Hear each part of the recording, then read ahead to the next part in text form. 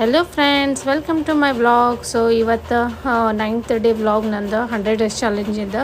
So ಏನಪ್ಪ ಅಂದ್ರೆ ಇವತ್ತು ಮೆಶೋದ 2 ಆರ್ಡರ್ ಬಂದಿತ್ತು. ಸೊ ನಾನು ಶಾಪಿಗೆ ಬರೋದು ಒಂದು ಸ್ವಲ್ಪ ಲೇಟ್ ಆಯಿತು. ಸೊ ಅವ್ರ ಕಾಲ್ ಬಂದಿತ್ತು, ರೆಡಿ ಇದೆಯೋ ಇಲ್ಲೋ ಆರ್ಡರ್ ಅಂತ.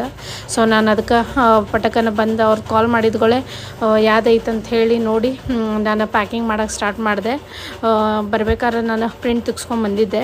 ಸೊ ಅದನ್ನು ಈಗ ಪ್ಯಾಕ್ ಮಾಡತ್ತೀನಿ. ಸೊ ಏನಪ್ಪ ಅಂದ್ರೆ ದಿನಕ್ಕೆ 1-2 ಆರ್ಡರ್ ಬರತ್ತವು. ಆ್ಯಂಡ್ 19ಇಂದ ಮೆಶೋದ ಸೇಲ್ ಸ್ಟಾರ್ಟ್ ಆಗುತ್ತೆ.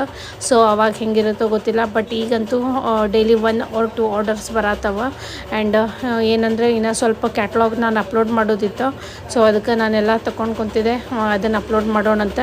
ಸೊ ಏನಪ್ಪ ಅಂದ್ರೆ ಅದನ್ನು ನಾನು ಎಷ್ಟು ಅದಾವೆ ಮತ್ತು ಯಾವ ಸೈಜ್ ಅದಾವ ಅಂತೆಲ್ಲ ನೋಡಿಕೊಂಡು ಅದನ್ನು ಕ್ಯಾಟ್ಲಾಗ್ ಹಾಕತ್ತಿದ್ದೆ.